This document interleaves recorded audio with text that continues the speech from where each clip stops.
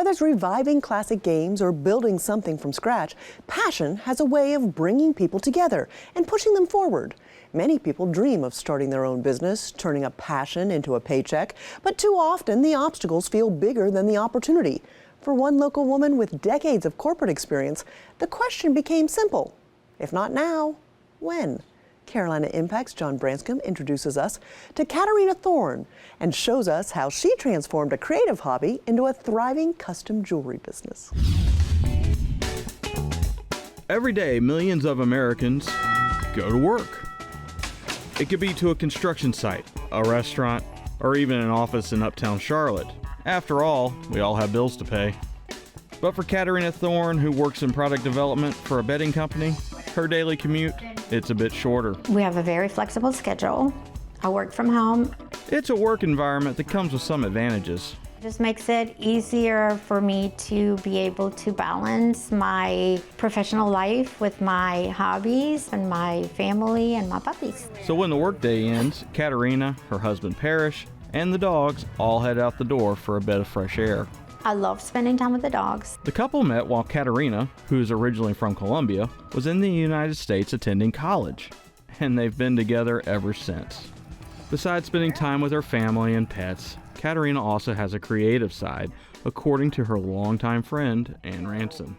You know, there was a point in time where she was doing needlepoint, and there was a point in time where she was refinishing and painting furniture. But there was a problem. I've had so many different crafts in my life. This house is like full of crafts and things that I've done, and they just ended up in boxes.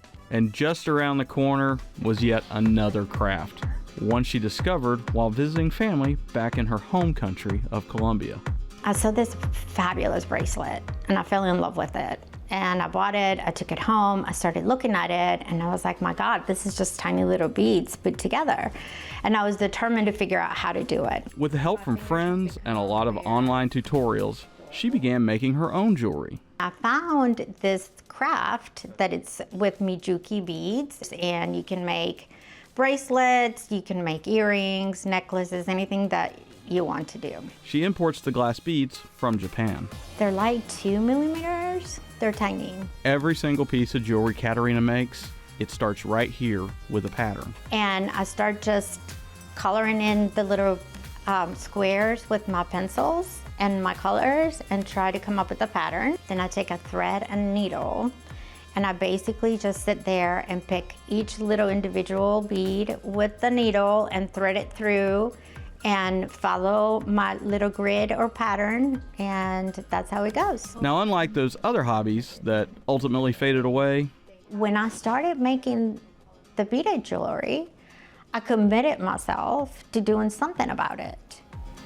what she did about it was start a side hustle.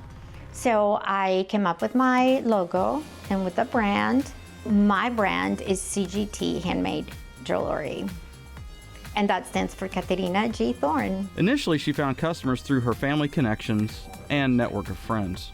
She designed a bracelet to go with the outfit that I wore to my daughter's college graduation. So that was very special. Then she has since designed a bracelet and a ring for a dress I found up in Blowing Rock. Valentine's Day, my daughter's senior year in college, I had Kathy make 2 heart bracelets, one with red hearts and one with pink hearts, that we sent to them in college. I'm also in Cotswold Marketplace. My mother-in-law has a retail space there, and she's been grateful enough to let me put my jewelry there. But in order to reach an even broader audience and turn her new passion into a growing business, Caterina sells at various weekend markets in places like the Landing Market in Matthews and This is No to Hood Market, just a quarterly vendor market and arts festival we like to put on. We have a lot of artists that are looking for a way to get out there, and we like to just provide that space and make it accessible and easy for them to get into so they can come out and show what they do. for Caterina and vendors like Greg Janiak, who's selling his own line of barbecue sauce, this style of market is essential. They're huge. That's what I started with. They know the crowd it'll bring in, and it helps them, but it also is huge for us.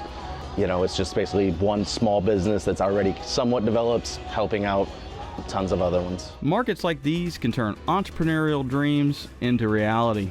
We see a lot of food trucks and pop-ups that we have come through here end up going into semi-permanent or even permanent spaces. Now, Caterina says having a side hustle isn't without sacrifice. Let's say my best-selling bracelet is $38, which doesn't include my time.